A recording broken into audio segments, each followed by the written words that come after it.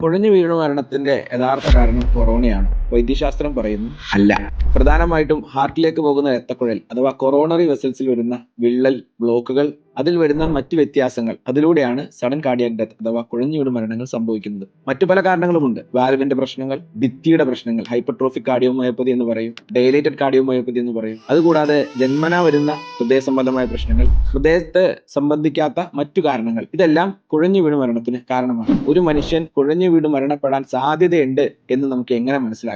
പ്രത്യേകിച്ച് sugar, pressure, cholesterol, cigarette വലിക്കുന്ന രോഗികൾ, വ്യായാമം കുറവുള്ള രോഗികൾ, മദ്യപാനമുള്ള രോഗികൾ, ഇത്തരം ആളുകളിൽ കുഴഞ്ഞു വീണ് മരണത്തിന്റെ സാധ്യത 2 മുതൽ 5 വരെ ഇരട്ടിയാണ് സാധാരണ ജനങ്ങളെ അപേക്ഷിച്ച്. മറ്റൊരു പ്രധാനപ്പെട്ട കാരണം, നമ്മുടെ കുടുംബത്തിൽ കുഴഞ്ഞു വീണ് മരണപ്പെട്ട ആളുകൾ ഉണ്ടെങ്കിൽ അവരുടെ കുടുംബത്തിൽ കുഴഞ്ഞു വീണ് മരിക്കാനുള്ള സാധ്യത 1.5 ഇരട്ടിയാണ്. അപ്പോൾ പിന്നെ കുഴഞ്ഞു വീണ് മരണത്തിന് കൊറോണയുമായിട്ട് എന്താണ് ബന്ധം? കൊറോണയുമായിട്ടും ബന്ധമുണ്ട്. കൊറോണ കാലഘട്ടത്തിൽ സിഗരറ്റ് വലി വർദ്ധിച്ചു, മദ്യപാനം വർദ്ധിച്ചു, വ്യായാമം കുറഞ്ഞു, മറ്റു പല സൈക്കോസോഷ്യൽ എലമെന്റുകളും ഉണ്ട്. ചുരുക്കി പറഞ്ഞാൽ കൊറോണ കാലഘട്ടത്തിൽ കുഴഞ്ഞു വീണ് മരണം വർദ്ധിച്ചതിന്റെ പ്രധാന കാരണം ജീവിത ശൈലിയായിരുന്നു. പിന്നെ കൊറോണ വൈറസിന് ചെറിയൊരു പങ്കുണ്ട്. 1,00,000 ഒരു കേസിൽ കൊറോണ വൈറസ് നേരിട്ട് പോയി ഹൃദയത്തിന്റെ പേശികളെ വീക്കം സംഭവിക്കുന്നതിന് കാരണമായിട്ടുണ്ട്. മയോകാർഡൈറ്റിസ് എന്ന് പറയും. ഇന്ന് വരെ ഒരു കൺക്ലൂസീവ് എവിഡൻസും കൊറോണ വാക്സിനെ സംബന്ധിച്ച് ഹൃദ്രോഗവും സഡൻ കാർഡിയാക് ഡെത്തുമായിട്ട് ബന്ധപ്പെട്ട് വന്നിട്ടില്ല. ലാൻസെറ്റ് പോലുള്ള ഇന്റർനാഷണൽ ജേർണലുകളിൽ അതിനെക്കുറിച്ച് വിശദമായ പഠനം നടത്തിയിട്ടുണ്ട്. ചുരുക്കി പറഞ്ഞാൽ കുഴഞ്ഞു വീണ് മരണത്തിന്റെ കാരണം കൊറോണയാണോ? അല്ല.